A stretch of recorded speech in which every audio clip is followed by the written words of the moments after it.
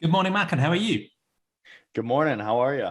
Very good, very good. Well, it's great to have you join this series of Sentientist Conversations. Thanks for making the time. And it's an honor to be joined by someone I consider podcast royalty, given your amazing work on species. So, yeah, great to have you here.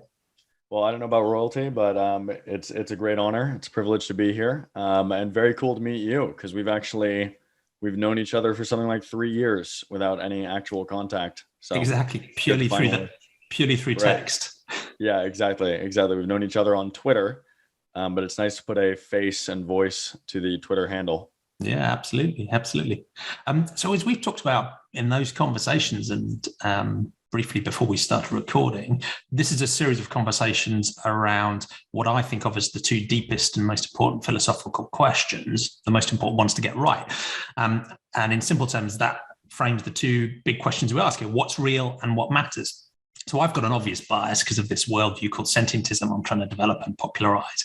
And it suggests that when it comes to thinking about what's real and what to believe, we should take a naturalistic approach using evidence and reason to try and understand the amazing universe we're all part of. And when it comes to what matters, the clue is in the name, that we should grant moral consideration or have compassion for every sentient being, any being that has the capacity to experience things, suffering or flourishing. But I'm privileged in these conversations to talk to an amazing range of people, some of whom agree with that worldview and some of whom don't. So it'll be great to understand your own philosophical journey and where you've got to now. But before we get onto those two deep, crazily broad questions, how would you best introduce yourself and the things you do? Well, I would introduce myself as Macken. I guess in terms of what I'm known for, you aptly pointed out it's Species, which is a podcast I started, I think 4 years ago now. I think the anniversary breezed past me for once. I guess that's what I'd be known for. I also write. I've got a children's book coming out with Macmillan, or Neon Squid, which is like a sub publisher with them.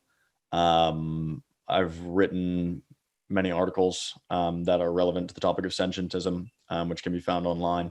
But yeah, I mean, in terms of introducing myself, I think Macken Murphy, host of Species podcast, is kind of the thing that I'm known as publicly. Yeah, that's great. And you're studying in Oxford at the moment. Oh yeah, thank you for. I was gonna avoid the what will always sound like a bit of a brag, but yeah, no, I'm Sorry. also my no, it's totally fine. My full-time gig right now is as a graduate student at Oxford, where I study cognitive and evolutionary anthropology, which sounds really complicated. It's not. It's human evolution, specifically concerned with the evolution of the mind, and our cognitive faculties. Yeah, highly relevant too. So yeah, it's going to Yeah, be fascinating to yeah, talk to you. yeah. So let's start with the first of those big questions: what's real, or how should we believe? And for many of my guests, that's a story about whether they grew up originally in maybe a more supernatural context, spiritual, religious, maybe, and that framed their original thinking, or one that was more naturalistic or scientific, maybe atheist, agnostic, and how they're thinking about, if you like, the nature of reality and what and how to believe has changed over time, if it has at all. So yeah, you can wind the clock back as far as you like to tell us that story. And Yeah, so I never really got exposed to the supernatural, and so I never really had occasion to believe in it. Truly, I was raised by two atheists, who were as atheist as you can be, really. My yeah. dad is I think he's a pastor or a priest at the Church of Pastafarianism, which is like Oh, a made up really? church. Yeah, to this isn't his full time gig. He's a doctor, but on the side, to which is like a fake church to make fun of religion. You need to be careful here because Pastafarians take this very, very seriously. And any Right? suggestion that Yeah, it's a they do. fake No, yeah, church or no, a that's true. parody, That's true. That's true. I shouldn't say anything. Um, so grew up in a culture, and in a family that was very anti-religious. My dad was Protestant. My mom was Catholic growing up, and they grew up in Ireland during the Troubles. So their first impression of religion in life was one that was related to needless violence. And then, obviously, as they became more educated, I think the reasons to believe kind of slipped away. I'm not sure exactly if I'm summarizing their intellectual journeys correctly, but that was kind of my impression growing up.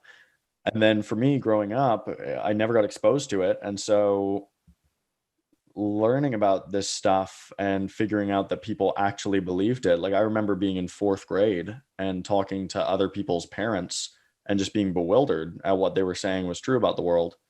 So it never got in during the kind of crucial window of childhood. And so it never stuck. And I've never believed in God, never been tempted to. And frankly, just, it's not that I have some incredible argument for why you shouldn't. I don't have any incredible way of advocating for atheism. It's just that I kind of started as atheist, and then no one ever talked me out of it. And I've never seen even a slightly good reason to believe in any of that stuff. And that really goes for all supernatural things. God, heaven, hell, astrology, ghosts. It just all kind of bounced off me because I didn't believe in it growing up. Yeah. And it's an interesting contrast because it sounds like the journey your parents took echoes some of the conversations I've had in this series, because for some people it was quite an intellectual exercise. They were looking at the fact and the evidence and seeing inconsistencies in the Quran or the Bible, or learning about different religions and thinking they can't all be true, or so it was more about a fact base and an evidence base that led them to reject that, sometimes at the same time as learning about the scientific worldview and finding that more compelling description and method of understanding things. But for other people, and it sounds like this was one of the factors that drove your parents, and for people who aren't aware of that context, it's hard to underestimate what a challenge that must have been, being a couple across deeply sectarian lines in a high pressure, frankly, very dangerous environment. Yeah. I mean, one of my mom's earliest memories is seeing someone get shot for their religious affiliation. My dad grew up hearing explosions daily in Belfast. So their impression of religion was not good. And so it wasn't something that they passed down to us. Now, that said, culturally, still very Christian. Ironically, believed in Santa Claus until a certain age. But yeah, never really got the God thing. And still, look, I love Christmas. It's a great holiday, and any excuse to spend time with relatives, that's fantastic. Give each other gifts. Me too. But the kind of mystical, magical side of it never really got to me. Yeah, and that rationale, I think, drove your parents of seeing, I guess, the ethical and polarization and outgroup definition problems of religious institutions is another very common theme that runs through these conversations. And it was that was the first trigger for many people, and then they thought more broadly about the intellectual side. But you can almost understand how someone who's driven by that sort of ethical stance and seeing the problems can end up with a more anti-religious view rather than just a sort of neutral, I'm just choosing not to believe myself. So you can sort of understand that. But one counter to it, of course, is for people to say, well, those were specific religious institutions. Those are specific religious organizations or groups of people that maybe have perverted the underlying ethos and so on. So some people will leave a more institutionally religious worldview, but then move to something that is, either take some of the rough edges off it, or take some of the polarization out of it, or take some of the institutional stuff out of it, and either become a sort of more generic type of Christian, or even go to a sort of spiritual but not religious thing where people feel that they can keep this sense of transcendence and connection and sort of mystical awe and wonder without having the institutional trappings and maybe the ethical problems that come along with those. But I guess that wasn't a tempting path for them, but I don't want you to speak for them either. So. Yeah, I think it's complicated. I think that in terms of, you've brought up a lot of points here. One of them would be leaving the institution and formal side of religion without leaving the beliefs. That strikes me as kind of trying to have your cake and eat it too. It seems a little strange. As far as having spiritual experiences without religion, I mean, I think that's, or I wouldn't call them spiritual, but in terms of having the kind of profundity in life and the awe, I mean, you don't have to have this kind of cold, rational life. I mean, you can still feel the joys of romantic and familial love. You can still have incredible sensations through meditation and even experimentation with drugs as well. You can still access a lot of incredible feelings without religion. Now, maybe there are some feelings that they have that I'll never have, but I can't have them unless I believe, and I just don't. There's no good reason for me to, or I haven't seen it yet. I mean, hey, I'm open to being convinced. It's just hard to know even what that evidence would look like. And I think it's interesting because the people I've spoken to who grew up in a very naturalistic context from scratch just don't see that much salience in the issue at all. It's just like, well, it's just another thing. I don't see a reason to believe. I'm getting on with my life. I don't really feel the relevance. Where for people who came out of a religious worldview, often there is that more sort of explicitly, I see this as a problem in the world and I reject it. So it's an interesting balance. Yeah, it is funny because I see that in people who have kind of discovered atheism, that or agnosticism or ambivalence, whatever it is, they often become pretty kind of like my parents a little bit, like the anti-religious side of things. And they also will argue the point as if it's this incredible revelation. And for people who never had it, it's almost like if you were growing up, just if anyone's listening who can't relate to my experience, it's almost like if you grew up in a Jewish or Muslim or secular household that didn't celebrate Christmas, and then you saw other people, and so you never believed in Santa, and then you saw other people who stopped believing in Santa and then were proselytizing how incredible it is that Santa isn't real and making all these complicated arguments for why Santa can't be real, and engaging in debates with people who are insistent that Santa is real still. It would just, from the outside, it would just strike you as a bit of an intellectual farce. It's like, okay, we're talking about some very inscrutable things. I mean, and again, I know that I want to be careful with the way I'm speaking. I'm assuming this audience is mostly going to be very secular, but if anyone religious is listening, I know that these beliefs are held dearly, and I have many friends who are, and even some family who would identify as religious. So if I say anything that hurts, just block it out. It doesn't matter. You don't have to listen to me. It's fine. Yeah. And I think that's one of the tricky things culturally. And, I struggle with this balance myself, because it seems that on the one extreme, there's a vicious direct condemnation of religion in its own right, wholesale, like without looking to acknowledge whether there's any positives at all, right? It's a complete condemnation. And on the other side, even for people who don't believe themselves, there's a sort of complete deference and almost like a cultural shield that's built around religions that means they are immune from any criticism. And I'm not a fan of either of those, right? So on the one hand, there is enormous, rich, deep compassion within many religious worldviews, and certainly within most religious people. I would argue most religious people are more compassionate than the deity they purport to worship, if you take the descriptions in the religious books, right? But there's real compassion in there. And I think you're right. There's also that identification with a sense of awe and wonder and connectedness that I think is the same feeling that you and I have from a naturalistic perspective. So that sort of complete wholesale attack on religion, I think, is unfounded and often doesn't show enough compassion for the experiences that individuals have gone through, particularly what they were told as children, right? It's completely understandable that would shape people's worldviews. But on the other hand, this sort of cultural force field around religion that means, even some of the major established global religions today are formally homophobic, formally sexist. There are tones of anti-Semitism, worldview bigotry, constraints on people's freedom, and to my mind, I think nothing should stop us challenging those ideas and those practices where they're deliberately causing harm.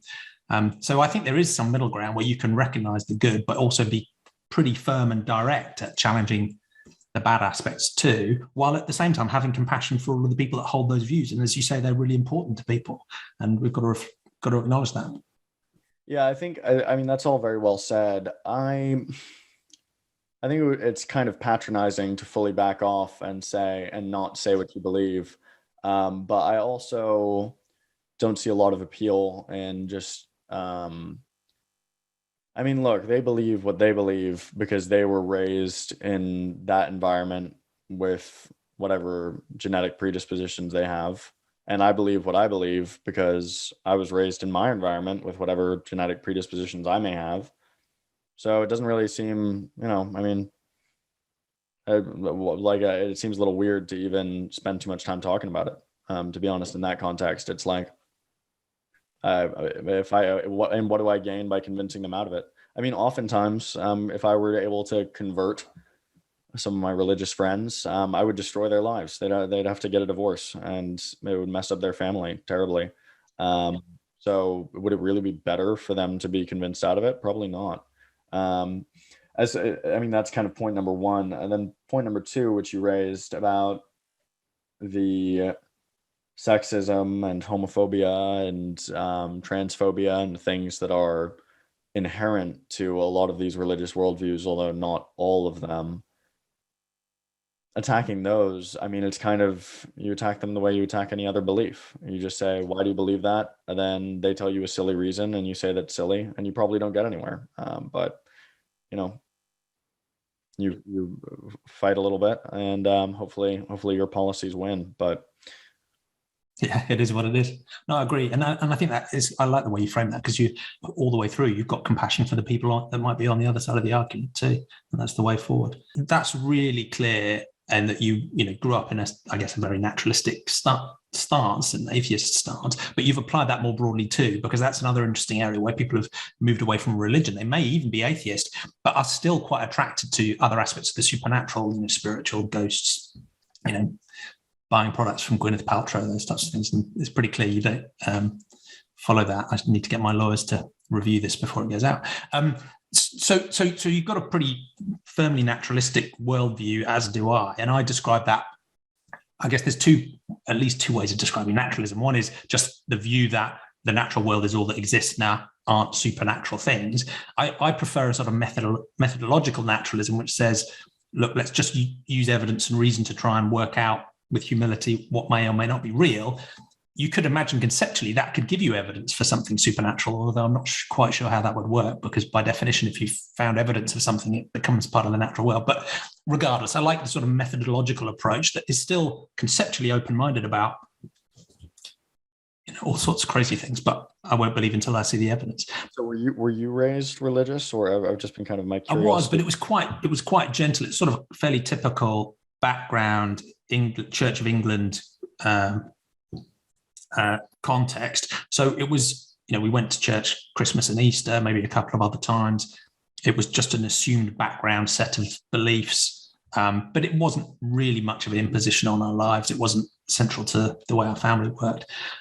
So in that sense, it was quite easy to move away from it. And for me, it was a combination of initially a more sort of intellectual thing about learning about other religions, learning about the social history of religion, thinking this feels much more like something that was made up by humans than something that was actually about the nature of reality, just as I learned about the social context for it.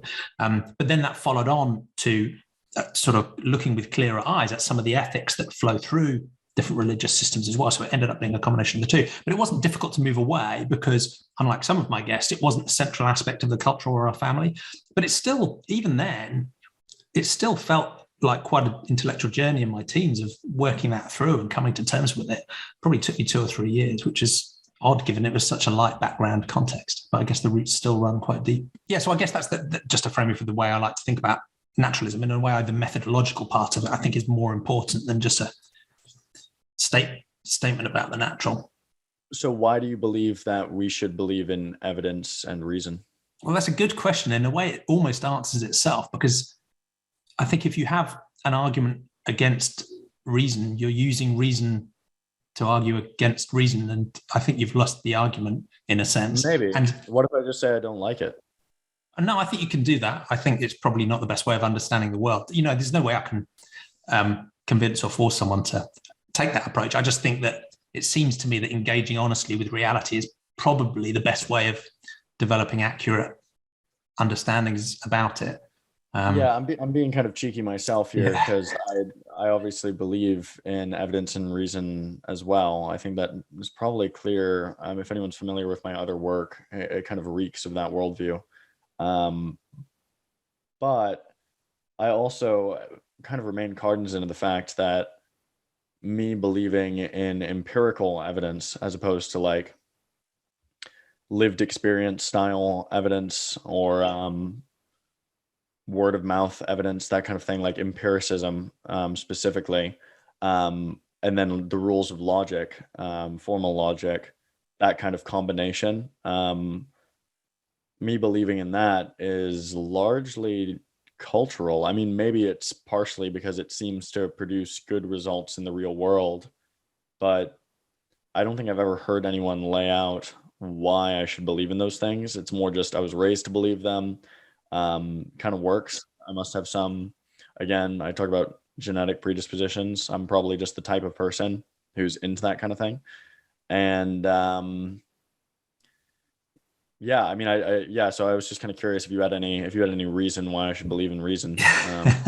Well, I think that's partly why I tend to use the slightly softer terms of reason and evidence rather than science or logic or empiricism, because I think the term reason can be more broadly applied than formal logic. It is just, trying to think in a reasonably clear, unbiased way, which will always fail at, but it's an aspiration to try and think accurately about things and to follow conclusions through. So it relates to formal logic, but it's not restricted to a formal logic. It's just, rational thinking, reason more broadly countenanced. And I think the same is true on evidence as well, because, I'm pretty confident this coffee mug exists, but I haven't run a randomized control trial or involved any scientists in working that out. So I'm quite open to the idea of evidence being broadly construed. So I do think, someone's lived experience or, verbal reports of things, for example, are evidence.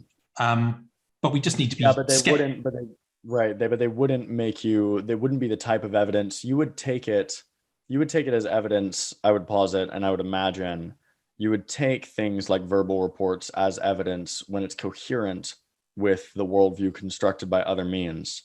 Like if I tell you that before I got on this call, I saw my dead great-grandfather in the hallway, you would not be swayed by that. You would think that I was having some kind of event psychologically. Yeah, so I'd count it as evidence, but I agree. I'd give it a very, very low weighting, given unless there's some other corroboration. In the same way as you would even of scientific evidence, right? You read one study and you go, okay, that's interesting. That I weigh that in a certain amount, but until there's been a Cochrane review or lots of other corroborating studies or different methodologies have got to the same place, then you build up your evidence. So I guess where I come to is a sort of Bayesian approach, which roughly just tries to apportion our levels of credence with the evidence that's available. And people will differ there as well, right? People will weight evidence in different ways, but that leaves the door open to quite a wide range of evidence, but we should be, appropriately skeptical of all of it. And I think where that also leads you is to an approach that, rather than having sort of binary beliefs that you switch on and off, you have credences, if you like, probabilistic degrees of confidence in something. And those probabilities, whether or not you explicitly put a number against them, even if they're sort of an intuitive sense, which is probably more common, they're always provisional as well, so that you're always open to some new evidence coming in, whatever that might be. So I find that more intellectually, it feels softer, which might just be an emotional concession, but it feels the appropriate balance between these extremes of sort of motivated denial or motivated gullibility, and just keeping enough open-mindedness, but not so much that you can be too easily misled. So. Right. So in terms of evidence, you mentioned that you would weigh, that you kind of have a general heuristic in your mind for how you weigh evidence that kind of automatically happens.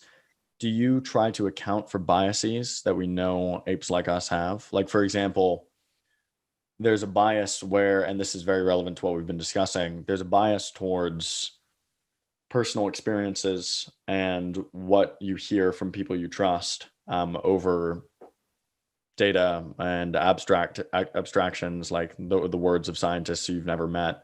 Do you try to correct for that and be like, okay, well, I have a very compelling personal experience that tells me this is true, and yet I know from the New England Journal of Medicine that it's not. Do you try to make accounts for that? I do, and of course fail at it, as everybody does to some degree. But I think that's part of the concept of reason, broadly defined, is that there's at least an aspiration to recognize where there may be biases, where you might be led astray, where your evidence might be partial, and just to be, skeptical of your own reasoning itself, as well as the evidence you're looking at. So yeah, I think that's absolutely central. And again, it's not something that can, I think, ever be perfectly attained, but it's more of an aspiration to try and honestly and from a neutral stance, not that such a thing is possible, try and understand the world as well as we can. Cool. Yeah. So one of the challenges that flows from that naturalistic worldview is, and this is sometimes a bit more piquant, if you like, for people who've left a religious context. When they left the religious context, one of the things that came with is a package of ethics, if you like. Here's the Bible, here's the Quran, here's a model, here's a priest you're supposed to look up to, here's a perfect God that you're supposed to be made in the image of, and so on. And when they move away from a religious worldview, sometimes for some people it feels like there's a bit of a vacuum and they've got to rebuild their ethics. You're in an interesting position because you never had that sort of package. But as we come on to the second question about what matters morally, it will be interesting to know your story about how you've thought that through. And again, you can wind the clock back as far as you like. And there's two elements to this question, I think. One is, in the absence of a supernatural worldview, what do good and bad and right and wrong even mean? Is there some grounding to our ethics? But two, this question of moral scope, who gets to count? Is it just the people close to you? Is it your family? Is it your nation? Is it all humans? And again, the clue is in the name with Sentientism. At what point did people start to get serious about non-human sentient beings as well? And how does that journey happen? So every time I ask this question, I'm blown away at how crazily broad it is and how long it takes me to ask it. But hopefully there's some clarity in there. You can sort of tell us another philosophical journey on ethics. Okay, well, I think that most people, if they looked at the way I think about moral issues, they would say, oh, Macken's a utilitarian. And I'd say, okay, that's fine. Maybe I am. And then if you look at how I behave kind of day to day, it's relatively nihilistic. I mean, it's not like objective utilitarianism. It's like I prioritize myself, I prioritize my friends, I prioritize my family members. I go to great lengths to make sure that they're doing well. And then I'm vegan, I guess. That's another thing that's a huge component here. And we can talk about how I ended up at veganism. And if I wasn't vegan, it's kind of a very personal level. It's like, if I wasn't vegan, I would feel super guilty all the time. So I'm vegan. And then I try not to, look, I guess now we can go back to how I was raised. I wasn't really raised with a moral framework. It was like I remember there was one rule in my house from my dad. Don't be a dick. That was it. Yeah. And so I kind of grew up What did you take that to mean? Well, I wasn't like a very philosophical kid. You kind of just go in your gut. It's like, oh yeah, I get it. Like, yeah, don't be a dick. Yeah. So, what did that mean to me growing up? It meant like, don't bully anyone. Don't be rude if you can help it. Don't be unnecessarily aggressive. Yeah, I don't know. You just kind of get a gist. So there was no hard rules. And then I guess when I went to high school, my mom made a list of like rules, like moral rules, but they weren't all like moral. One girlfriend at a time, I remember, was on the list. Yeah. And I think that's a good precept, both ethically and pragmatically. Then, but also there was weird stuff in there, like never get a grade below a B. So it was like some stuff that was moral, some stuff that was like kind of moral, kind of practical. So there was no ethical instruction in my house. And it was fine. It kind of worked out. This is something that like a lot of our ethical intuitions don't need to be philosophically reasoned out. They come from evolutionary biology. Like we're an altruistic, really pro-social species, in large part. We're also a really evil, horrible species as well. But we have pro-social instincts, and you can kind of ride those, and it's fine. Yeah, I mean, again, so there was a time in my life when I thought about these issues very seriously. I think I have, despite not being raised in that environment, I think I definitely have the predispositions to be very moralistic. I would be very strict morally. I think if I was raised in other circumstances, like I remember, I like in fourth grade or whatever, I realized that like swearing was bad at some point, and then I like didn't swear for years. Like I'm very strict when I think something's wrong. I basically haven't lied at all. And maybe this is a bit of a lie. Maybe this is a bit of a fib. I almost haven't lied hardly at all in years and years and years. And with a few catastrophic exceptions, of course, as everyone has. And then veganism, it's kind of the same way. It's like I went vegan 5 years ago. I stopped eating meat when I was 18. So that's a little longer, almost 7 years ago. So yeah. So, I mean, it's like, I just, I pick up these moral things and go for them very strictly, but I wasn't raised with anything particularly coherent to build upon. And I kind of ended up in a position where if you actually asked me to like do philosophical thought experiments, I would test as a utilitarian. But if you followed me around all day, I would be acting very much the same way as my ancestors. Veganism would really be the only exception to that. It would be like, yeah, he really cares about his loved ones and the people he has direct social connections with. And then, right or wrong, everyone else, he doesn't really think about him that much. It's just kind of how it worked out. That's fascinating, and it's a really interesting combination because quite often intuitively, I assume there's a correlation between people who are quite strict about ethics and morals and people who've got a very specified, well thought out moral code, whether that's supernatural and here's a list of rules that they are then very sort of fundamentalist about applying, or whether they've got some sort of intellectual ethic that they've worked through in enormous detail and they have a spreadsheet and therefore then they're strict. But you're a really interesting mix. You're strict, but actually your day-to-day ethics, like you say, very honestly, is driven from a sort of fairly natural, yeah. This is just how I am and how most humans are. Yeah. So I guess there's three things. If you wanted to really understand,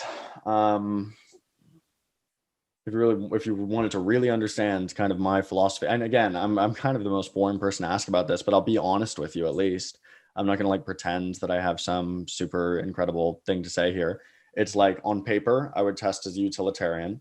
In practice, I'd be like almost every other ape in my lineage, where it's like family first, friends second, and then everyone else, it's like when I can, when it's easy. And obviously that's, by the way, that's inconsistent with my own attested philosophy. I should be like on paper, I should be an effective altruist. I should be, giving away every cent that I can and dedicating my life to the service of others, on paper. And then I guess in terms of just my predispositions, I'm very moralistic naturally, despite being raised without any of it.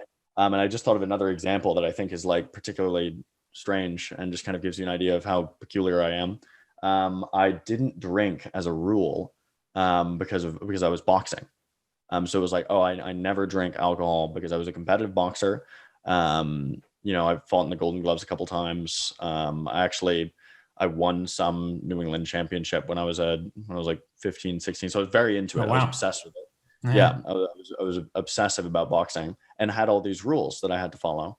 One of them was never drink alcohol, right? It was like, never drink alcohol because I don't want to lose. I didn't drink alcohol for years after I quit boxing. Now I do, and quite a lot, unfortunately. But it was like I couldn't break that because I was like, I'd made a rule and it was just really hard for me to shake myself out of it. It's in your head there. And yeah, so that would be my kind of overall framework. And I'm very cautious about that because I recognize that I can be kind of irrational and I can be kind of strange. So I try to notice when it's like a drinking thing, where it's like, there's no point in me not doing this. I mean, yeah, it's probably more healthy for me if I don't. And when it's a veganism thing where it's like, I'm really strict about this.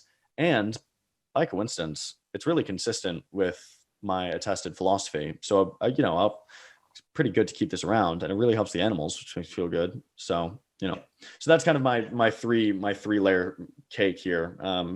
utilitarian on paper, very much like everyone else in practice. And then I would say my predispositions are a little more moralistic than most, but I'm not crazy. I try to adjust for it and, not be weird. It's fascinating. Thank you. And I think it's refreshing to hear someone describe it in that way, because I think we all have this predilection to pretend we're more thoughtful about ethics than we really are, particularly on a day-to-day basis. We're Jeffrey Miller has some work on this, but we're a virtue signaling ape. And, you notice that it's like we all want to get on camera and say, oh my God, I'm such a good person. I even caught myself a second ago when I was like, I haven't lied in years. I'm like, have I not lied in years? Like, okay. With a few exceptions, I haven't lied in years. So, what an ironic statement. I haven't lied in years, but, I try to avoid it genuinely. But we're a virtue signaling, social signaling, moral signaling ape. And again, Jeffrey Miller is really the scientist on this, who's thought about it the most. But that's what we do. We try to show off and flex how much moral burden we can take on our shoulders, and how good we are as a potential collaborator. But in truth, if you followed any one of us around all day, you'd be so unimpressed. Even people who are supposed to be moral paragons and poise as such, like the Dalai Lama. I remember just reading a quote that he said to an interviewer offhand that was just incredibly unimpressive. It was something like, if the next Dalai Lama is a woman, she should wear makeup because no one wants to look at a woman without makeup. It was something, and I'm probably slandering him. Maybe it was something else, but he said something where it was just like 1960s level sexism. Yeah. And it was just like, these people are all so unimpressive. And most of us will, not me, but most of us will get on camera, get in front of a microphone and say, oh yeah, I'm so great. I do so well. Yeah. But I guarantee you, if you followed around any one of us, you'd just be so like, okay, unimpressed. I'm with you. And is just as a tangent, Jeffrey's wife Diana Fleischman was a previous guest as well. So hey, they're both really cool. Her tag, I should have made that connection immediately. Jeffrey's wife, her @name I think is Sentientist. It is, so she's as down for the cause as anybody. Jeffrey's cool. I've had him on my show. I don't know if he would describe himself as a sentientist even, but he's certainly utilitarian. He's an interesting guy, and she is as well. Was she a good guest? Yes. Yeah. Awesome. I'm asking you on camera. So exactly. I have to say yes, but she was. Yeah, she was. And actually, one of the part of the inspiration behind my amateur project to try and develop this worldview and build it out. Actually, Oh no way! Oh, that's so cool. Well, maybe I'll have her on my show. I think she'd be good because she also does a lot of evolutionary psychology. She's an evolutionary psychologist herself, like Jeff, and I think she works on disgust. I think that's where most of her work is, and it's very. One of my friends is doing his dissertation on disgust, and it's very interesting stuff. Anyway, I don't want to derail this conversation by talking. Well, where I wanted to go next, because I think the way you described your practical sort of day-to-day life is, I think, entirely accurate of nearly everybody on the planet. Friends, family, ourselves. We prioritize in that way for somewhat obvious evolutionary reasons and for practical reasons too. And I'd say, I do that myself. But for some people, that's sort of where it stops, pretty much. And for some people, that sort of evolutionary grounding for their ethic, and maybe that sort of slightly nihilistic cast of mind, right? Nothing really ultimately matters. I'm just sort of doing what feels right, can lead them to, prioritize in the same way you or I might, but then draw actually quite a strict boundary where there are, groups outside of that literally don't really matter at all. They're just outside of moral consideration. So that's part of my motivation behind this sentientism idea, in a sense, is it's trying to say, look, people are always going to prioritize. And, why not, in a sense? One, it's crazy to suggest people shouldn't prioritize at all. It's hard to imagine taking a completely perfect, impartial view, a sort of God's eye view. There is no God, right? So why would we do that, right? We are individuals. So prioritization makes sense and it's going to happen. But what's really important is setting the scope of moral consideration, at least such that for the entities within it, we wouldn't needlessly cause them harm or death, right? We might not prioritize going out of our way to help them or to, benefit their lives necessarily in some sense, but we'd at least say, I recognize causing harm to you is a negative thing, right? That's the sort of the limit of our moral scope. So it's interesting, and maybe it'll be good to talk about your journey to veganism in that context, because many people who have that sort of pyramid of priority around themselves and their family and friends would have a much narrower scope of consideration than might lead them to veganism. So what, in that context, if you've got a slightly nihilistic cast of mind, you prioritize those around you, why did you go vegan, and how did that journey happen? Well, the journey was a strange one. I was in Thailand doing volunteer work, doing volunteer construction work. And this was when I was a teenager. It was through some company, and it was an enormous privilege to go. Of course, it was very much the kind of, I think they call it voluntourism. Like, I'm not pretending that I'm some Peace Corps volunteer or something. Like, it was like, we were seeing an amazing country and being incredibly privileged, and we were working really hard all day, but in a context where we were very happy. Anyway, just caveating that so I don't let myself sound like I'm virtue signaling. It's, anyone would have done the same thing, obviously. But we're there, we're doing our work. I think we were laying concrete for a library at the time. And the local people in that town or village were like, hey, this was super cool. Here's a pig. And they gave us a pig and a sledgehammer and some machetes. And we're like, eat the pig, essentially. And so I should just preface this a little graphic today, folks. One of our party hit the pig in the face with a sledgehammer, and then we had to pin. That didn't kill the pig, so we had to pin them down and strangle them. I remember distinctly someone stepping on the pig's throat, and it took a while, and the pig was having a seizure, and they were screaming as well, and they sound a lot like a human when they scream. Which, who cares whether they sound like a human, screaming. But in terms of just how I evolved my apish intuitions, that really cut me to the bone. And then we cut up the body with our machetes and we ate it. And I remember thinking, okay, that was really, I don't know if I can swear on this podcast. Can I? I remember thinking that was the most fucked up thing I've ever done in my life. Like, that was actually like, if the rule is don't be a dick, I was just a massive dick, right? And that's understating it tremendously. I actually felt more like I'd murdered someone in a gang and just gotten away with it. Like, we just ganged up on another creature and murdered it, murdered him. And there was just no consequences.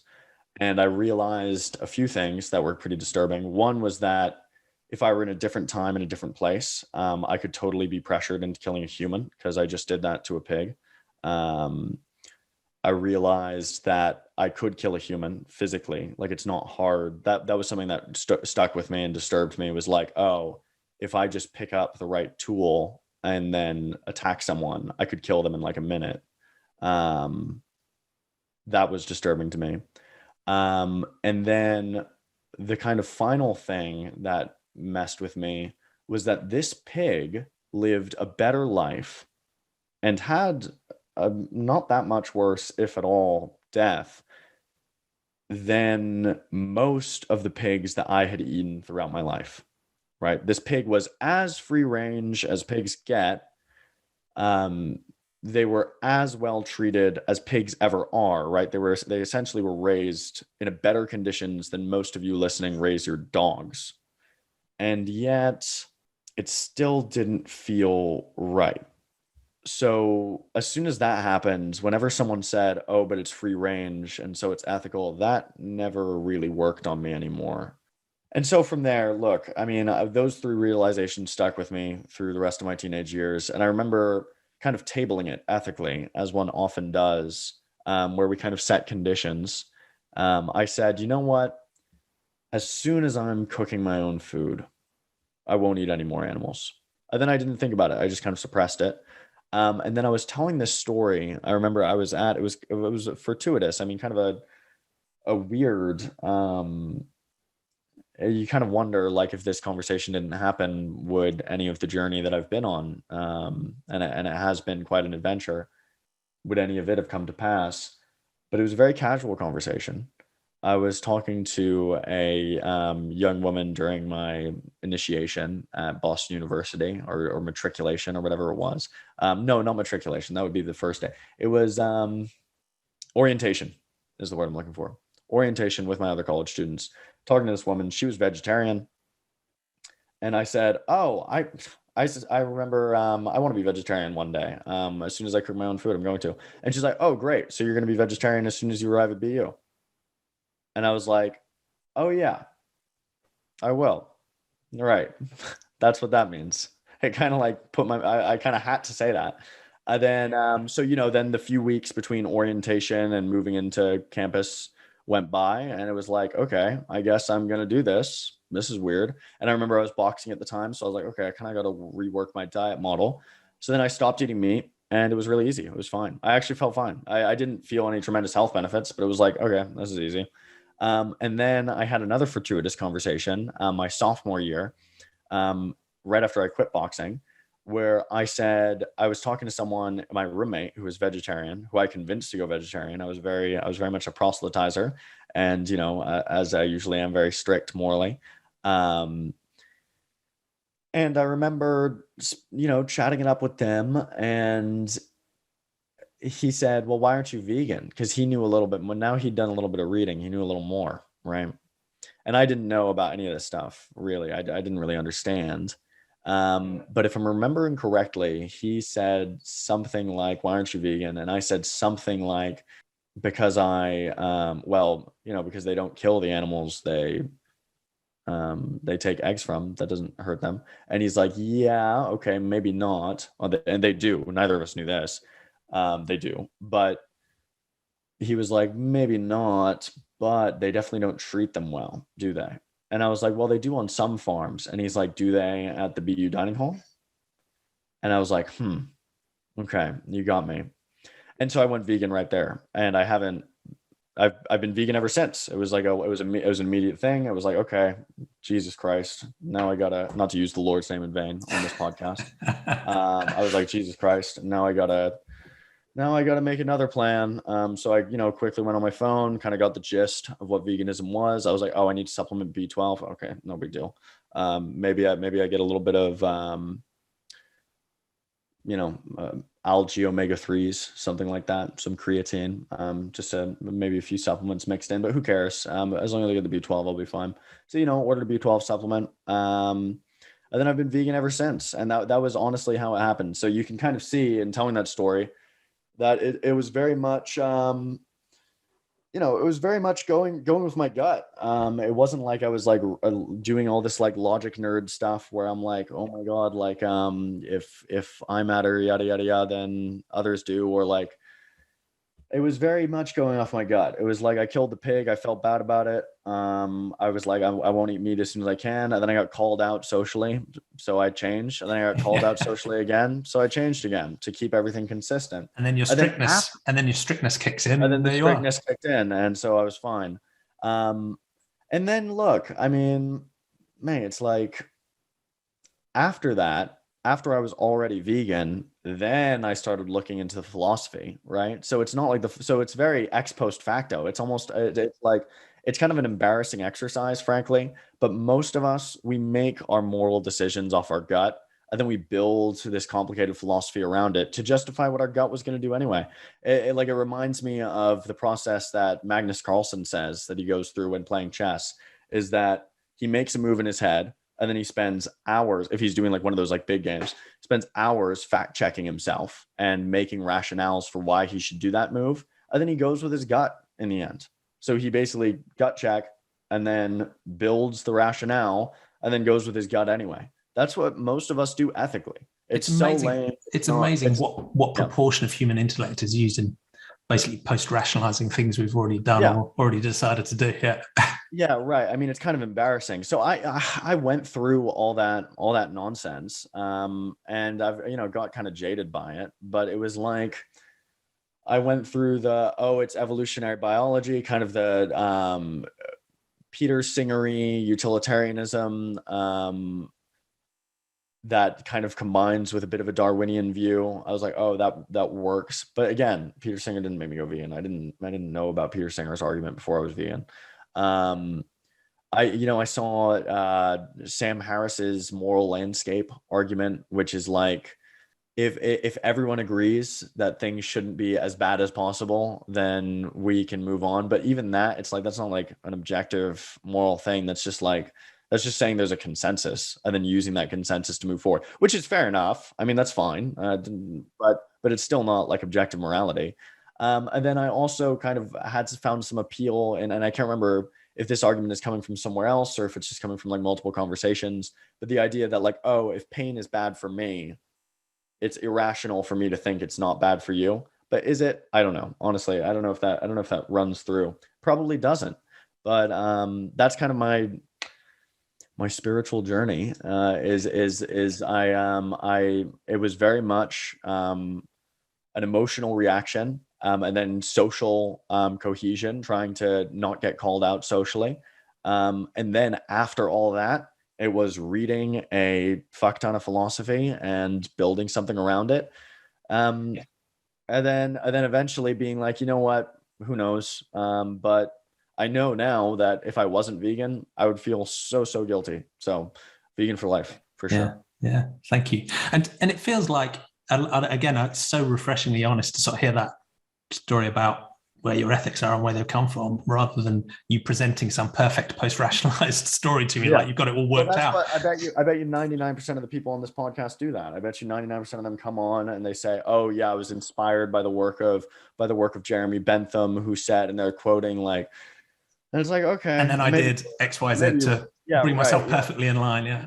Yeah, maybe that happens, but I think it's much more likely that your genetics and environment predisposed you to want to make decisions X, Y, Z. Your desire to social signal made you want to be vegan, so you could like broadcast, "Hey, everybody, I'm a good person." And then after all that happened, and after you were already behaving that way, you made up some philosophy, and maybe occasionally the philosophy like lines you up a little bit. Like there have been times, in fairness, in my life where I'm like not sure what decision to make, and I'm like, well, what do I believe? And then I kind of really go back to it and I'm like, well, what's going to cause the least possible suffering? And I actually roll with it. But 99% of the time, I'm just sailing on my gut, and then I'm after the fact making up reasons why. And I think that's a tricky balance. Maybe it is just a matter of luck as to how that's played out for you, because some people will follow your very much sort of, it is what it is. We're evolved apes. There's good and there's bad in our evolved ethics.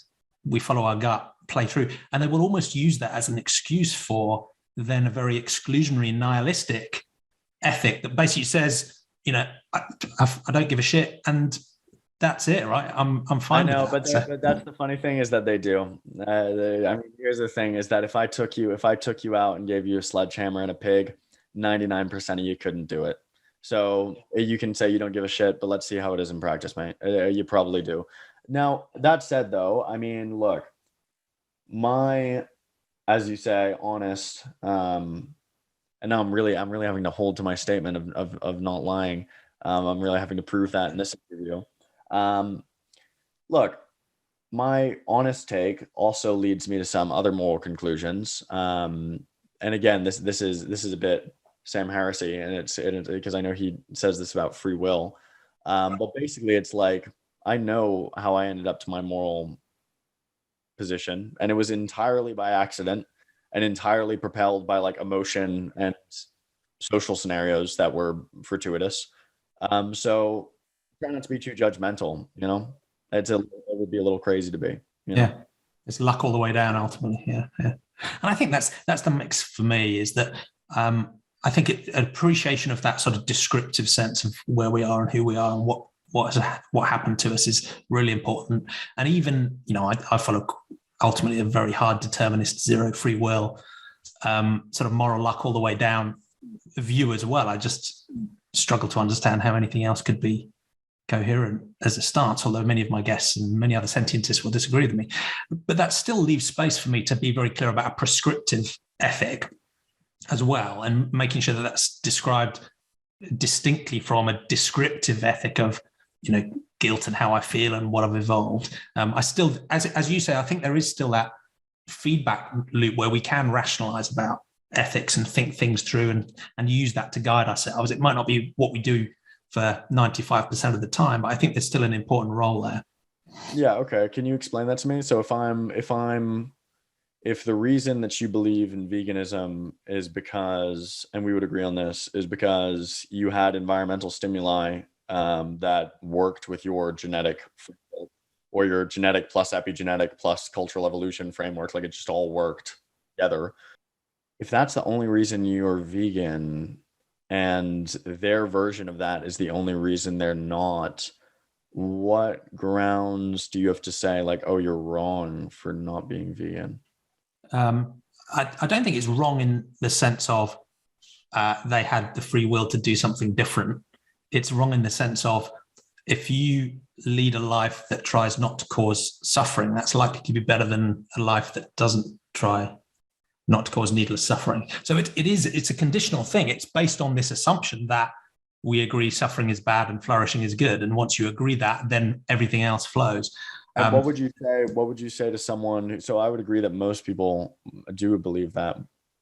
What would you say to someone who just doesn't care? Like, what do you say to a psychopath? Well, to cut to the chase, personally, and again, other sentientists disagree, I don't think there is a perfect answer. I don't think there's a final moral objective superordinate answer that will compel everyone to agree. Just don't think it exists. So I think it is, but at the same time, that doesn't mean there aren't any appeals you can make. You can appeal to, as you said, sort of intuition, guilt. You'll have more warm, fuzzy feelings if you cause less suffering. You might get social rewards. There might be opportunities for reciprocity that go beyond the interactions you think of at the moment. So there are some self-interest reasons why you might be able to persuade someone to do something, even if they don't care.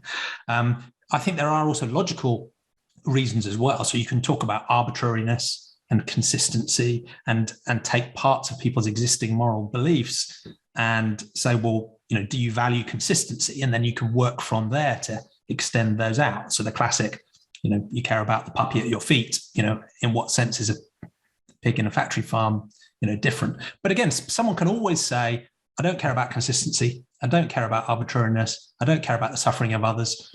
That's the end of the conversation. And in a sense, that's just the choice to be amoral or even immoral. And people might choose to do that. Well, they'll pretend to choose it. I think very few people actually do. I would say that my own answer to my own question on the kind of what do you say to a psychopath front, and this wouldn't necessarily be true with modern veganism, but it would be true with other issues because we already do it. The answer isn't to convince the psychopaths. The answer is to convince other people to use force to control the psychopaths.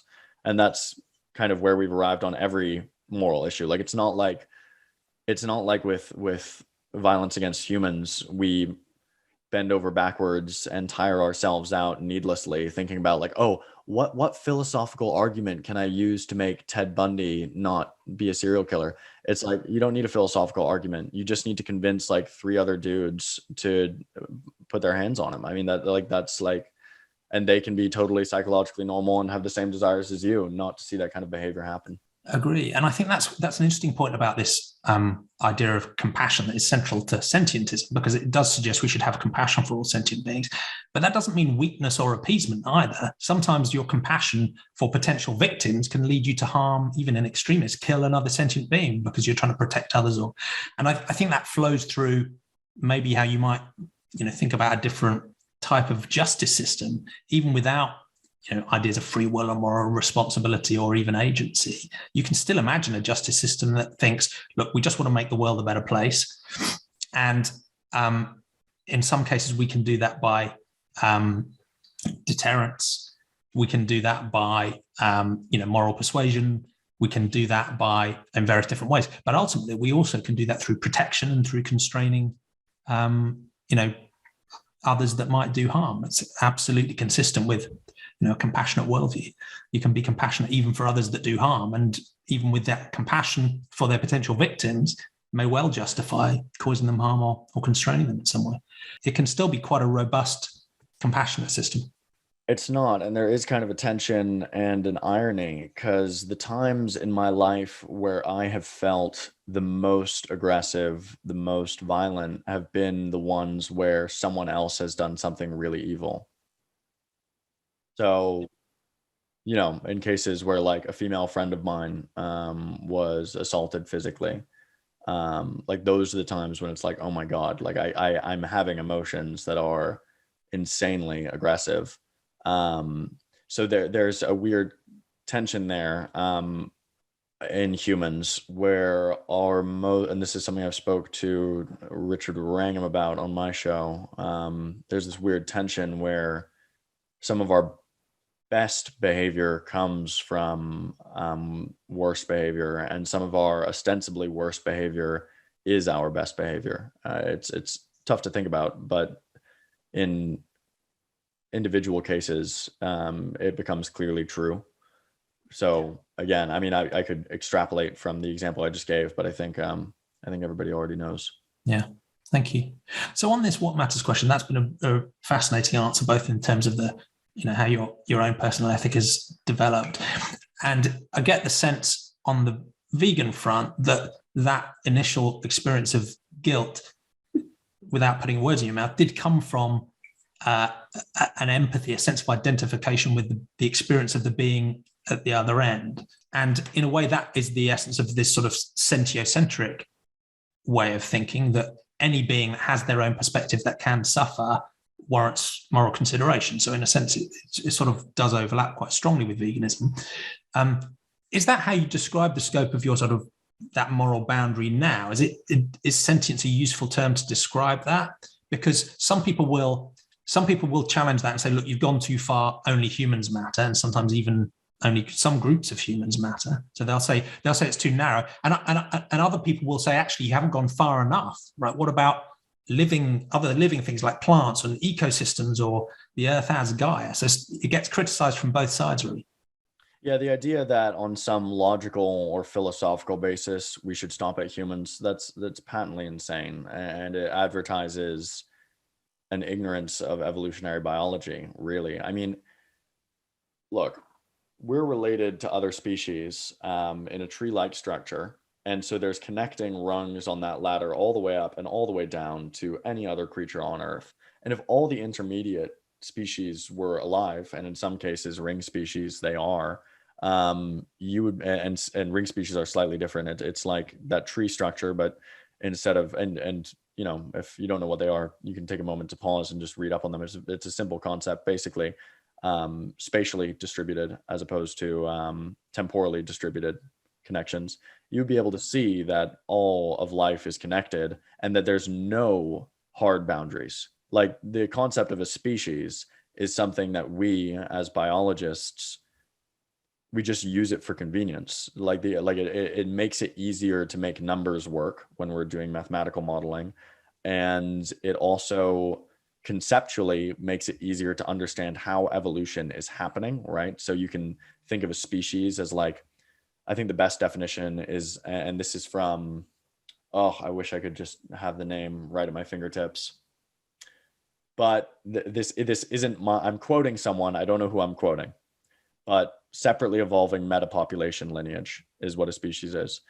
There's no, like, the separateness is not something objective that can change. It can change through merging, it can change through changing their position spatially, but it could also theoretically, if it were possible, it could change by just changing their location temporally, right? So maybe I'm speaking in too arcane a way for this to get into anybody's mind, but my basic point is that there is no hard line objectively between humans, Homo sapiens, again, made up words, made up by us, and other species. It's something, it's an illusion created by the fact that our ancestors went extinct, and our nearest relatives went extinct. Like one example would be Homo neanderthalensis, right? The Neanderthals. We have multiple cases of us interbreeding with them, and the Denisovans. Then we go back further to Erectus. Now, whether we could interbreed with Erectus is up for debate, but whether they were human, I mean, that's again, it's like, how would you even determine that? It's not an objective term. They're technically in the genus Homo, but if you go back a couple steps further back to the Australopithecines, are we now able to slaughter Australopithecines? Are we now able to bring them into factory farms and farm them? Most people would probably say no. They look very human. They're bipedal. They're very similar. Okay, well, what about chimpanzees? Or chimpanzee-like organisms, ancestors, another tier back. Are we able to put them in factory farms? So you keep running it back, and eventually people realize there's actually not a clear point where they'd say, yes, now it's okay to gather them up by the millions, slaughter them by the hundreds of thousands per second, so we can cut up and eat their corpses. Most people won't actually set that line anywhere clear. So I always cringe a little bit when I hear people say that because of some objective reason, humans are the only creature that matters morally. Now, I don't cringe when they say just subjectively, that's what they feel. Okay. I mean, okay. That's just because you evolved a very high in-species bias, because everyone who shares your genes in an evolutionarily relevant way is a human. But okay, I mean, does that under that same logic, do distantly related humans matter less objectively? No, that's no one, very few people. And I think that's another good example of that sort of healthy loop that we can apply, that sort of rational approach to ethics. And one is to assess and challenge our own evolutionary ethical starting point, which we've talked about a lot. But the other one, which is highly relevant there, is we can challenge the social norms that we grew up with too. And obviously, animal farming is a classic example where you follow a sort of logical ethical path, even from most humans' existing ethics, which already care about non-humans in some circumstances. If you follow a logical path, you get to one place, but if you follow the social norms, you get to something that has industrial animal agriculture. Well, and I will jump in here and just point out my own kind of hypocrisy, is that I'm very clear that objectively there's no reason to value humans more, but I definitely do, right? Like if you gave me a sledgehammer, a pig, and a human, and I have to hit one, I'm not hitting a human, even though hitting the pig was the worst. One of the worst events I've ever participated in. I didn't hit him, but I was very much a participant, and I would have. So I value humans more. I can't think of any objective reason why I should, but I definitely do. So it's kind of a difference in degree, not in kind, between my philosophy and the kind of basic one. And I think that's another challenge that we'll often face in these types of discussions, because people will suggest that by positing that non-human sentient beings warrant some moral consideration, we're insisting on perfect equality. So it is the sort of thing, well, you're vegan, so who would you save from a burning building, a chicken or a human? Yeah, and it's people like, well, ask that, and it's like, okay. Yeah, exactly. Some people do aspire to aggressive egalitarianism, right? Some people will intellectually at least try to get to that point. But I think you just don't have to, right? That's, again, my point is setting the boundary of moral consideration is more important to me than whether you have biases or priorities within that. And some of those priorities may actually well be justified, right? Personally, I absolutely can imagine that there are different qualities or grades or varieties of sentient experience that in extremis, it might make sense even intellectually to value in a different hierarchy. I don't think that is a problem as long as the moral consideration boundary is set appropriately, that you don't exclude any sentient. Yeah, so I guess I'll make 2 points. Point number one would be just a quick note on like, who would you run in to save a burning building? One of the stupidest questions that I hear on a regular basis. And there are so many. If you would you rather run in to save your own kid or someone else's kid? Like, oh, does that matter that you think that your kid objectively matters more? Probably not. Most parents would probably save their own kid over 10 strangers' kids, even if they wouldn't say that on a freaking questionnaire. That's probably how they feel, and that's probably what they do in practice. Does that imply that they objectively think that their kid is worth 10 kids? No. Now, it also doesn't mean that you have to tear up universal human compassion and the Universal Declaration of Human Rights. You can recognize that we have evolved biases that we helplessly act on a regular basis, and sometimes react to, despite, we could choose not to if we wanted to. Now, on the gradients of sentientism, I would push back, because this is another thing that I think is just ex post facto rationalization, where people will become vegan, and then find out, as we discussed, people go vegan, and then ex post facto, they discover utilitarianism and build this lovely argument for why non-human animal life matters. And then they really believe in that argument. Okay, well, maybe. And then I've heard people do, I'm not saying you were doing this, but I've heard people do the same thing with I'm a vegan, but I care about humans more than other animals. And they'll talk about humans being more sentient, with just there's no evidence of that. And in practice, if I could tell you oh, this human is less sentient than an elephant, who would you rather kill? Most of those same people would still kill the elephant. So it's not a sentience thing. They're pretending it is. They're trying to build an argument where they can make a reason why that their moral hierarchy is humans, dogs, than everything else. But they're just making shit up. They're it's rationalization again. Yeah, it's rationalization of a gut feeling they already had. I mean, I'm a little different in that I am willing to just be honest and say I know that I'm going on my gut, and I know that most of my philosophy is built around my gut feeling. I think there's a lot to that, right? Again, it's building a superstructure and an intellectual framework around, our intuitive emotion, beliefs you want to hold in emotion.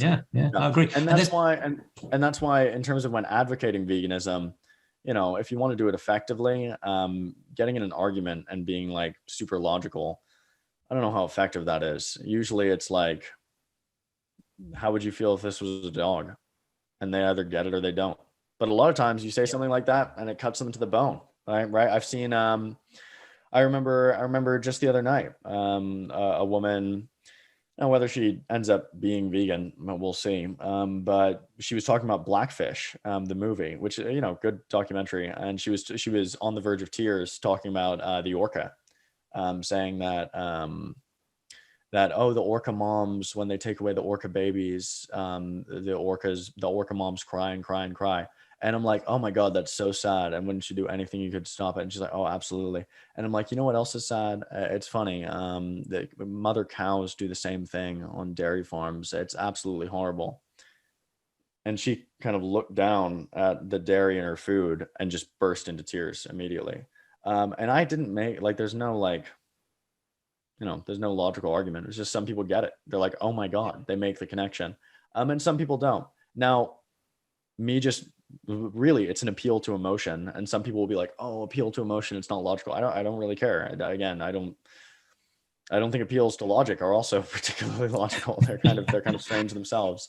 And it'd be good to come on to that in the final question, because that really is about how can we drive change and make a better future. There's one quick thing I wanted to throw into our previous conversation about grades of sentience, because there's so many different points of view amongst people who call themselves sentientists. So some will push for a more egalitarian stance, others will think about grading in different ways. And I think you're right, some absolutely are, post-rationalizing a structure around their biases. And there's also another important pushback, which is, even if it is true that maybe humans have a certain degree of cognitive complexity or processing capacity, if you like, or richness of sentience that might be at a higher degree than a much simpler animal, that can cut both ways, because there are certain things our capabilities allow that mean we can actually mitigate our own suffering in ways that are not available to simpler animals. So it's entirely conceivable that a much simpler animal could actually be having a much more viscerally negative experience of suffering than, some supposed human who can understand the context. Maybe they can meditate, maybe they can understand why they're having to undergo this operation for some other purpose, and that may just not be available. So I think, radical humility is required in terms of Yeah, again, I'm going to use someone else's example. I just don't have the quote at my fingertips or the name at my fingertips. Wish to God I did. But the best single sentence example that I've heard of this is just imagine a chimpanzee at the dentist office, right? It's like that would be the worst day of that chimp's life by far. It would just be hell. It would be like I'm getting pinned down in a bright fluorescent room and having a drill put in my mouth. And getting needles in there. It's just like, oh my gosh, horrible experience if they're conscious for it. And then for me, it's like I'm going in there and I'm getting a little bit of adrenaline when I see the needle. And then I'm being super rational and calming myself down, self-soothing, maybe doing a little meditating, as you said, and we move on. Yeah. So in terms of like having higher faculties, whatever that means, you know, it is a double-edged sword. Oftentimes it makes suffering less painful. And you know, I know some people at home are gonna find that particular point offensive, because I said it in a lecture hall once in undergrad, and for some reason people went wild. But yeah, I think that there are a lot of things where objectively it would be a worse experience for a human, for a non-human animal than a human in the same position. But again, I mean, in practice, I mean, we're talking all pie in the sky philosophy. But in practice, I'm gonna rock with humans basically every time. Yeah. Thank you. Well, you started touching on this final topic. So the final question is, how can we make a better world? And you may not like that question because you may just say it is what it is. Humans are what they are. We'll see how it plays out. You know, we'll all go on our gut feel and let's just hope good things happen, right? So that might be our answer. Yeah, but yeah, I'm coming across as probably more nihilistic than I am. Yeah, we know you care. We know you care. We know you. Yeah, you have a mission and a meaning in it. Right. Yeah. I mean, it's complicated though, right? Because it's I know that my advocacy rationally, I know that my advocacy comes from a place where it feels good for me to do it, right? And that doesn't, and I don't think that lessens its value either. I think, you know, even virtue signaling is can be a good thing, right? If the virtue is actually a good virtue and the signals are effective, then, you know, why not virtue signal, right? Exactly. This is what this is again, we're kind of touching on Geoffrey Miller's work, which is not something I would have predicted for this conversation, because it seems far afield. But yeah, I remember he said to me that virtue signaling is amazing, and it is. It's one of the greatest driving forces for making the world more tolerable to live in for sentient creatures. And I believe it's amazing because, look, we can tell the story again of why I think that's amazing. I'm aware that it's not for some objective reason. But look, I obviously want, it makes me feel really good to be vegan. I would feel really bad if I wasn't. It makes me feel really good when other people go vegan after speaking to me. It makes me feel really good to think that that when I'm dead, there will also be less animals who had to suffer as a result of me living. That makes me feel good, right or wrong, objective or subjective. And so, yeah, I'm right there with you, Jamie. I'm sure we come at it from different lenses, but I'm also fighting for a vegan world. I think that you probably fight for a secular world, probably more than me. I don't think that's something that really moves the needle for me. But in terms of, because like when I'm talking to Christians about veganism, I'll talk to them in Christian terms. I say, well, you know, what would Jesus think about the slaughterhouse, right? That kind of thing. What does our stewardship of the planet mean for us? Yeah. Exactly. Yeah, that kind of Scullian dominion sort of view. And I'm very flexible with that. It's like, okay, I'm talking to a Christian now. Let me talk to them on their terms. And I'm not going from square one and being like, well, why do you believe in God? And spending an hour on that. It's like, okay, I'll just, you know, see if we agree. If we agree, maybe they go vegan, maybe they don't. But yeah, so anyway, how do I think we move forward about the future? Yeah, whether that's a utopian end state or just more pragmatically, how can we drive positive change? Because as you hinted at already, human psychology and social norms are so. I mean, they really drive everything we do. So in that context, you talked about emotion and intellect, and I'd also, it might be interesting to play in what you do with species into this conversation as well, because I find it fascinating, the relationship between people's interest in non-human animals and their compassion for them, whether those relate and how. And but again, you can go wherever you like on this sort of.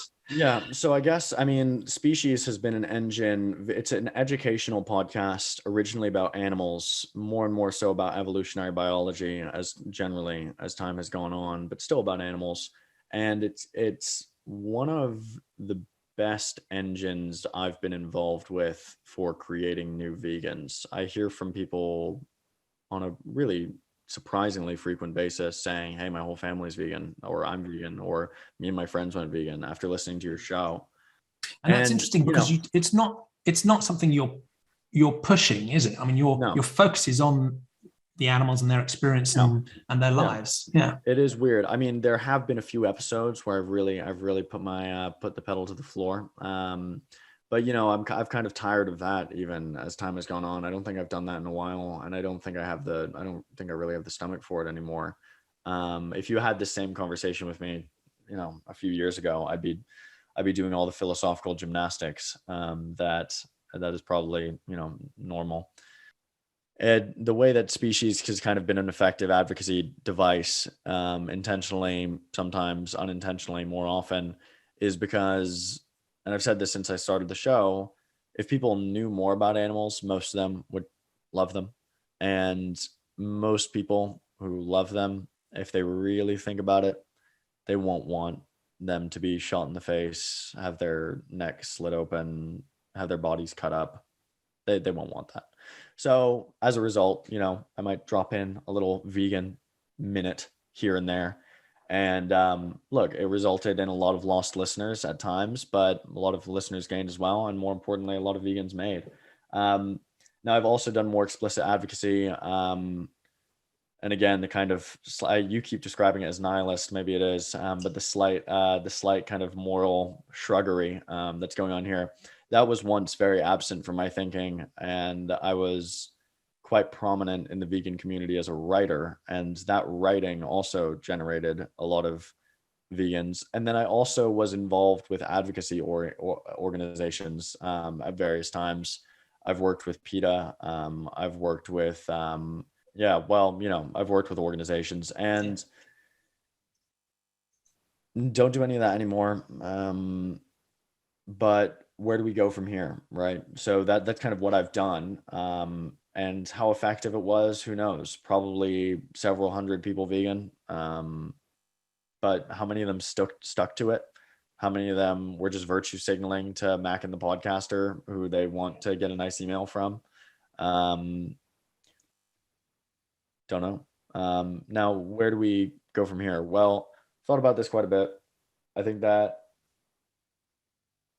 the way that it would happen if veganism were going to proliferate, and this is totally hypothetical, I actually don't think it will happen, would be that it would gain enough traction, enough numbers to become a political movement, meaning that you're actually trying to change laws.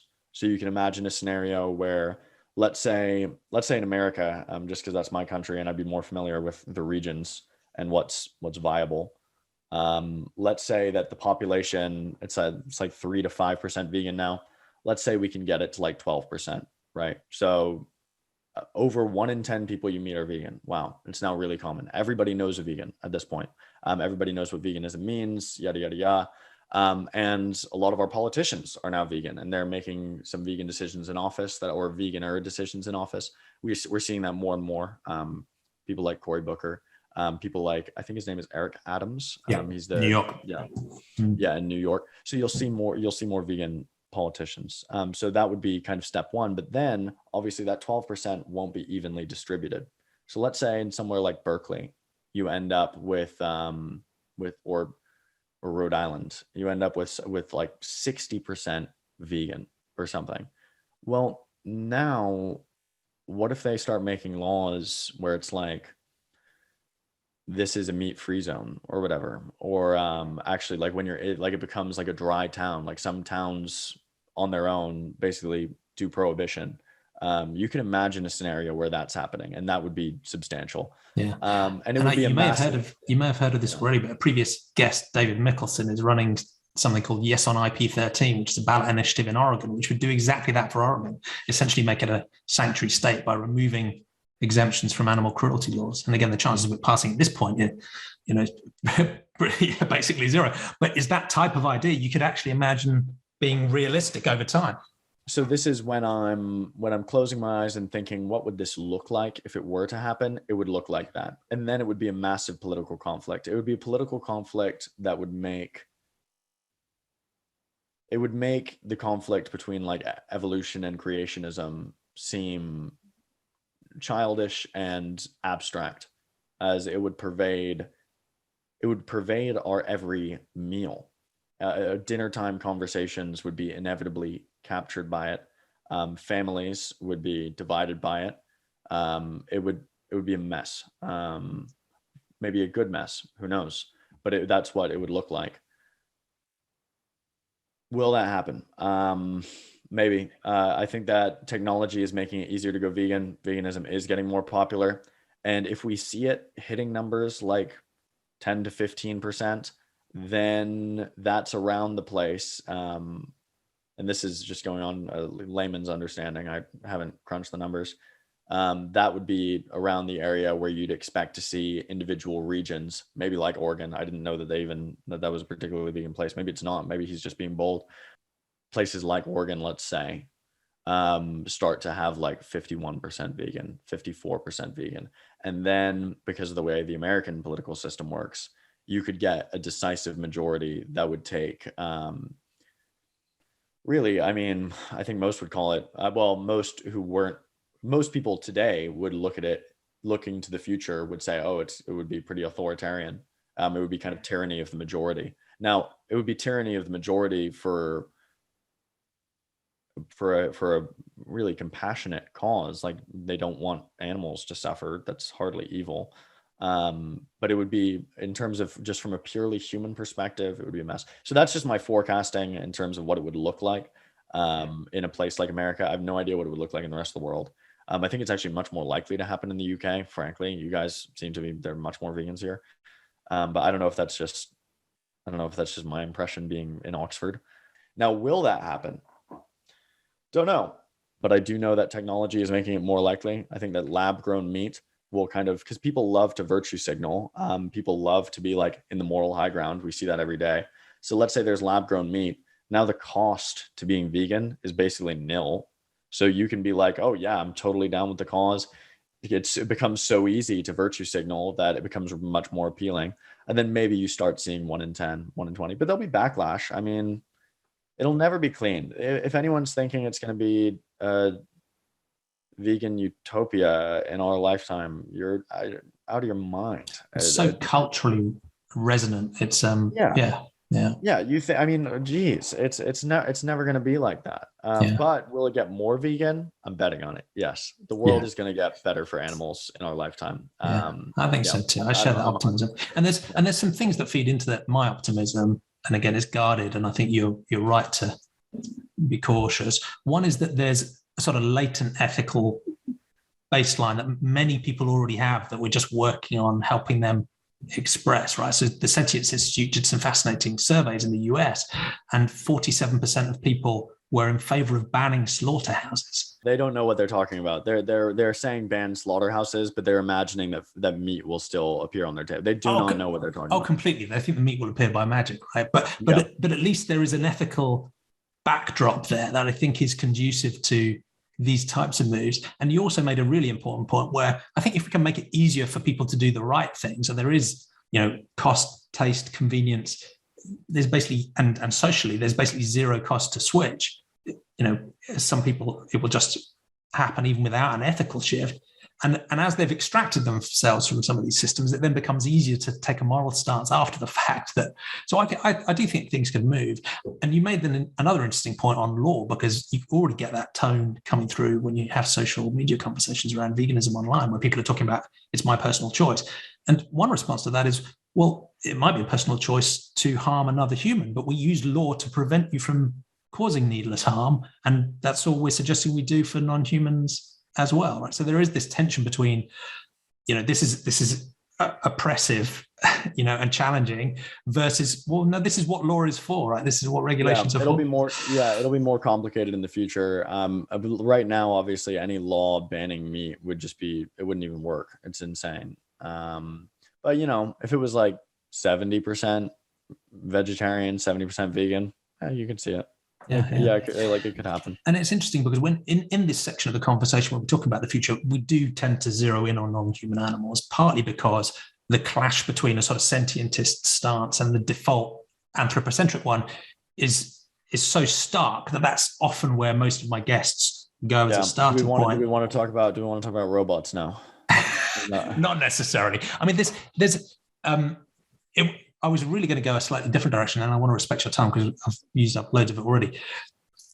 Is that human beings are sentient as well? So in a sense, there's a whole swathe of intrahuman ethics that sentientism takes a stance on too. And they're somewhat obvious, right, against anti-discrimination and compassion for all humans, and however that might play through into practical politics. So it's not just about a vegan world. It's about compassion for all non-human animals that are sentient. It's absolutely about universal compassion for all humans. So in that sense, it might layer onto a humanitarian or a humanist sort of stance. I wanted to come back to your point about the secularism and religion and naturalism as well. And in a sense, that's partly what I'm more interested in. I'm much more interested in promoting naturalism as a way of understanding the world than I am in attacking or challenging other ways of seeing the world, because I think you're right that even people with a richly supernatural or a religious perspective often can share this really rich sentiocentric compassion, and we should work with them and team with them and talk to each other in ways we understand. But I think the rationale behind having both a sentiocentric compassion and a naturalistic understanding of the world, because some people will say, well, why isn't this just about the compassion thing? Why have this naturalistic understanding? And in simple terms, I think it comes back down to the fact that all of the human-caused problems in the world, to my mind, seem to come down to either a failure of compassion, there's an in-group, out-group, or there's some group that get excluded, whether they're human or not. So we've taken the decision not to care about them, and then harm can happen. So there's a failure of compassion. But it's not always that. Sometimes it's just people getting stuff wrong and believing things that aren't true. And so those failures, whether they're based on fabrications or mistakes, can often cause even compassionate people to do awful things. So that's the sense in which I think we do need both a naturalistic commitment and a sentiocentric compassion if we really want to try and make things better. By themselves, neither is completely sufficient. That's a good argument for why we should pursue methodological naturalism. I remember first couple months of being vegetarian, I continued to eat fish, so I was pescatarian, and it was because of a scientific misunderstanding of how pain was produced. Fish can't suffer.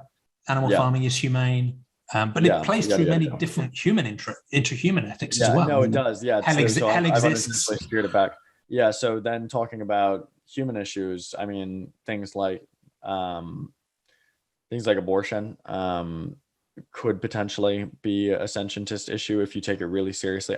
I'm for what it's worth, I'm pro-choice, but I can imagine people making arguments based on a sentientist worldview that maybe there should be some changes there.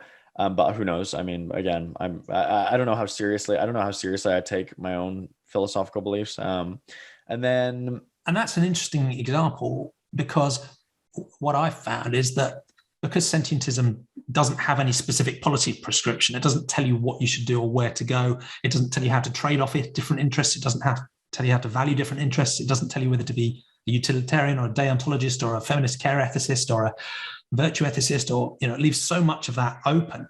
It literally just says every sentient being warrants moral compassion. So in that context, that does take people to different places. I think a common sentientist stance on thinking about abortion would say, let's follow the science and try and work out at what developmental stage approximately sentience, comes into play. And that should be a guide to at what point we should grant some moral consideration, but it wouldn't tell you how much. It wouldn't tell you how to trade that off against the interests of, the family and the mother and others involved. So it still leaves a great deal open. It really just says, all suffering matters. Yeah, that's a good point. Then it's up to you where you want to go after that. There's still an enormous pluralism. Yeah, that's a really good point. Yeah.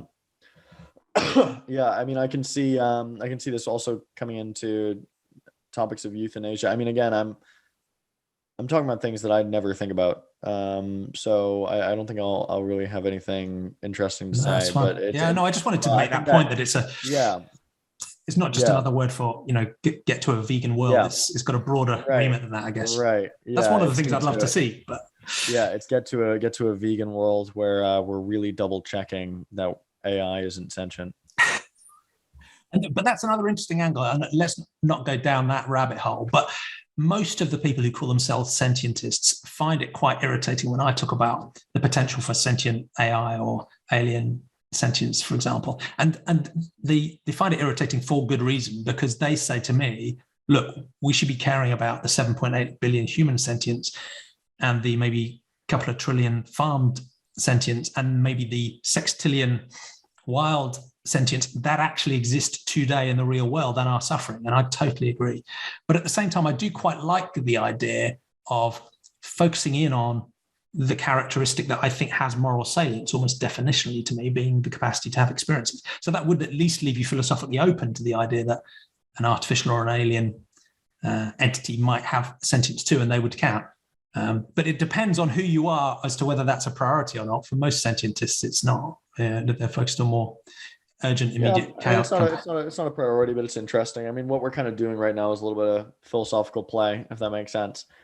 Just bouncing back and forth. And so I think those are totally interesting topics for this type of forum. And I wouldn't get annoyed about discussing it at all. But in terms of what I've thought about, I have no idea how to tell. Like, the reason I think other animals are sentient is because I know that I'm sentient and they share the relevant brain structures. That's it. I don't know what type of structure I'd have to see in AI to make me think it was sentient. I actually don't. Like, I don't even know what argument, like even it telling me it's sentient, I'd be like, maybe the code is just coded to tell me that. So I don't know, like, could it pass? There's the Turing test, but could it pass like kind of the feelings Turing test, where it's like, I don't even know what that would look like. And then in terms of aliens, I'd just kind of assume, I don't know why, if they came down and they were made of biological material and they were doing complicated things, if they were communicating socially, especially, and seemed to be sentient, I'd be like, yeah, they're probably sentient. But if they were coming down and they were like viruses in their kind of structure and like very asocial, and maybe some viruses are social, I don't know. I'm not a virologist, but if they were coming down kind of in this weird proto-life form, I'd be like, I don't know if they're sentient. I have no idea.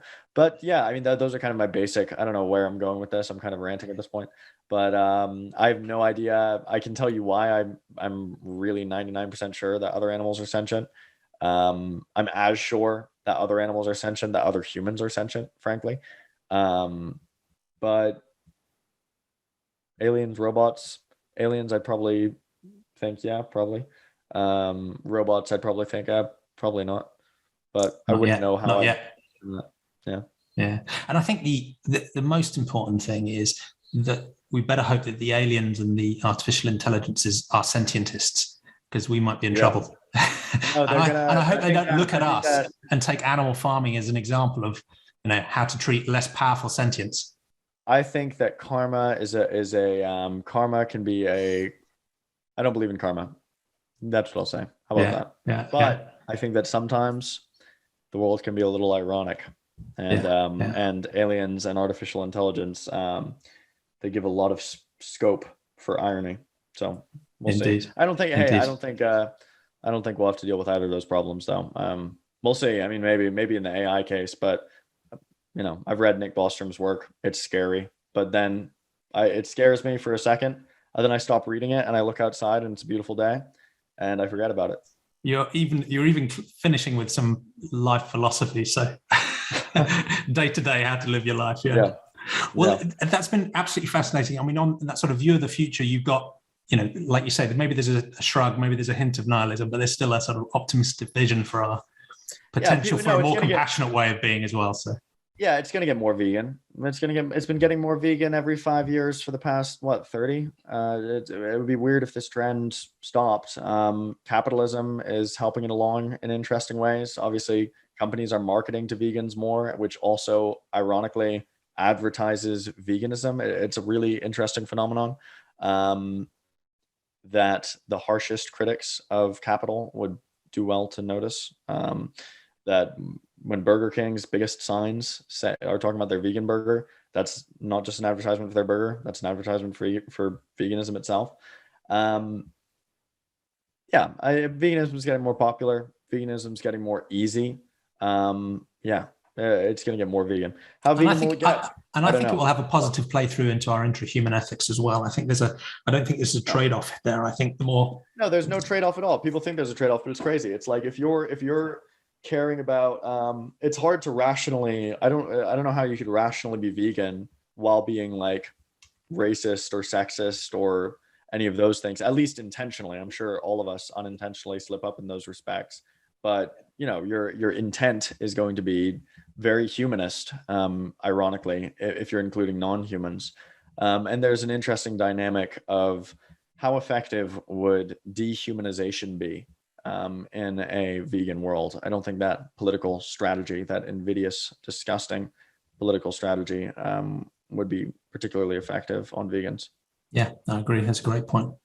Well, that's an inspiring comment to end on.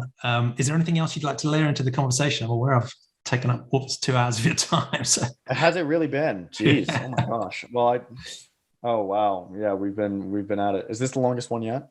I think it is. Yeah, I think it might be the record breaker for me. Hey, podcasting royalty. Thank you so much for your work. I know that I definitely, I'm sure I came across as more nihilistic than I like to in this conversation, but I try to be honest about what I actually think is going on. I obviously want a vegan world. I obviously want to do the right thing. I obviously want a virtue signal on someone else's podcast as I'm doing right now. And look, man, I think that your mission is noble, regardless of what it's driven by. And I think that every sentientist made, it's a slightly less intolerable world for animals and humans alike. And AI, if they come around, they'll be, hey, you'll be. If AI does take over, you'll be in. Of course, those are my two. This is all a very convoluted self-protective strategy to keep you safe when the aliens arrive. You'll be like, hey, oh my God, I've been talking about your rights since before we knew each other. Exactly. Just check my podcast. Yeah. Check my podcast. At least put me in the free range farm. Yeah. Yeah. Well, it's been an absolute privilege to talk to you. Thank you so much. What's the best way of people following you and finding species and your other? MackenMurphy.org is my website. It's not the best website in the world, but you can go to, honestly, go on your podcasting app, search species, spelled as it sounds. It's the normal word, and just subscribe. You'll keep up with everything I'm doing that way. There's the answer. Yeah. I'll include the links, of course, in the notes. And don't listen from the start. The old episodes are terrible. Pick out something new. Pick out something nice. Listen backwards and then go through the whole catalog. Yeah, exactly. Yeah. Cool. Well, thank you so much, Macken. It's been great to talk to you.